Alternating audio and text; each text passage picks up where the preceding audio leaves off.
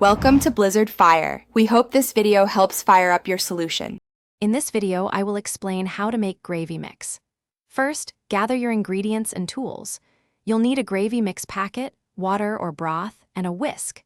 This simple process ensures a perfect, lump-free gravy for any meal.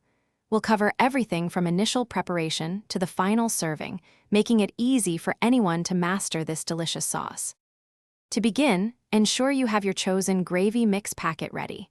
Most mixes require about 1.5 cups of liquid, typically cold water or broth. Using cold liquid is crucial as it helps prevent lumps from forming, ensuring a smooth consistency. You'll also need a small saucepan and a good whisk to ensure everything combines perfectly.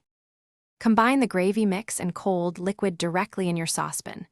Whisk continuously and vigorously until the powder is fully dissolved and absolutely no lumps remain. Place the pan over medium heat, continuing to stir constantly. Once it reaches a full boil, reduce the heat to low and let it gently simmer for about 1 minute, allowing it to thicken beautifully. Your homemade gravy is now ready to serve.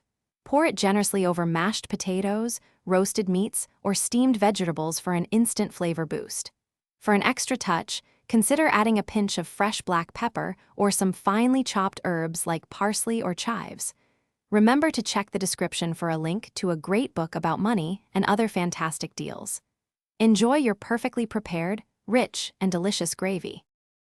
Thanks for watching. If you found this helpful, don't forget to like and subscribe.